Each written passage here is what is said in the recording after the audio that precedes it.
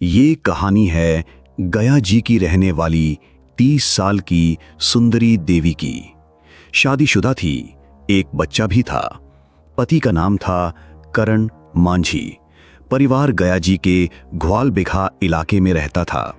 जिंदगी अपनी रफ्तार से चल रही थी, लेकिन फिर सुंदरी की जिंदगी में एंट्री होती है इंस्टाग्राम की, और इंस्टाग्राम के जरिए उसकी पहचान होती है पटना के बख्तियारपुर थाना क्षेत्र के टेका बिघा गांव के रहने वाले मनीष यादव से। लेकिन दोस्तों, आगे बढ़ने से पहले आप हमें कहां से देख रहे हो वो कमेंट सेक्शन में बताइए।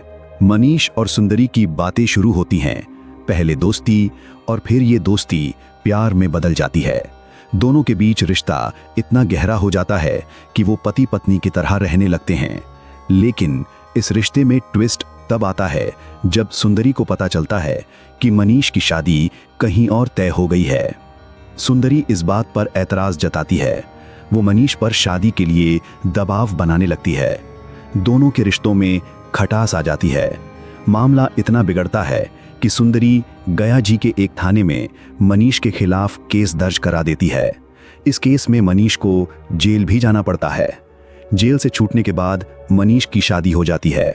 अब मनीष सुंदरी से पीछा छुड़ाना चाहता था। वो सुंदरी को रास्ते से हटाने की साजिश रचने लगता है।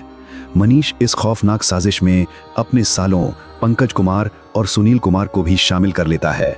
ये दोनों नियाजीपुर के रहने वाले थे। प्लान ये बनता है कि सुंदरी को गया जी से पटना बुलाया जाए और फिर उसे हमेशा के लिए खामोश कर दिया जाए। 30 जून की रात मनीष सुंदरी को फोन करके पटना बुलाता है। सुंदरी शायद इस बात से अनजान थी कि ये उसकी जिंदगी की आखिरी रात होने वाली है। वो पटना पहुंचती है। यहाँ मनीष और उसके साले पहले से ही मौजूद थे। उन्होंने सुंदरी की चाकुओं से गोद कर बेरहमी से हत्या कर दी। हत्या के बाद अब सबसे बड़ी चुनौती थी लाश को ठिकाने लगाना। मनीष और उसके सालों ने लाश को पहले अपने गांव नियाजीपुर में एक गड्ढे में दफना दिया। उन्हें लगा कि अब वो बच निकलेंगे, लेकिन कुदरत को कुछ और ही मंजूर था। कुछ ही दिनों में लाश से बदबू आने लगती है। बदबू फैलने के डर से मनीष और उसके साथी घबरा जाते हैं। अब वो एक और प्लान बनाते हैं। वो लाश को गड्ढे से निकालते हैं और उसे खुसरूपुर के हेमजापुर 4 लेन के पास फेंकने का फैसला करते हैं।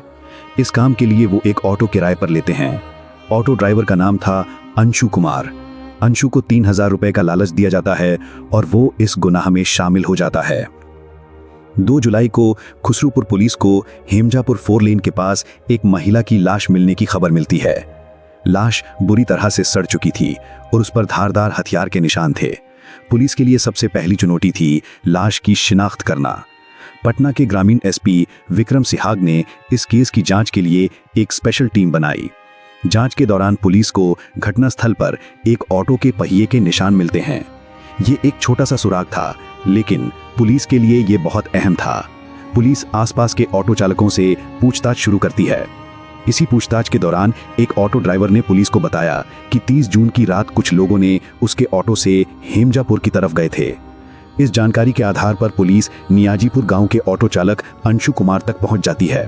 पुलिस अंशु को हिरासत में लेकर जब सख्ती से पूछताछ करती है तो वो टूट जाता है और पूरी कहानी बयान कर देता है। अंशु की निशानदेही पर पुलिस मनीष के दोनों सालों पंकज कुमार और सुनील कुमार को भी गिरफ्तार कर लेती है। इन दोनों से पूछताछ में भी वही कहानी सामने आती है जो अंशु ने बताई थी। हालांकि इस कहानी का मुख्य किरदार मनीष यादव अभी भी पुलिस की गिरफ्त से बाहर है। पुलिस उसकी तलाश में लगातार छापेमारी कर रही है। सोशल मीडिया पर शुरू हुए रिश्ते ने न सिर्फ एक महिला की जान ले ली, बल्कि एक बच्चे के सिर से उसकी मां का साया भी छीन लिया। ये कहानी हमें ये भी सिखाती है कि सोशल मीडिया की दुनिया जितनी आकर्षक दिखती है, उतनी ही खतरनाक भी हो सकती है। फिलहाल पुलिस मनीष यादव की तलाश में जुटी है।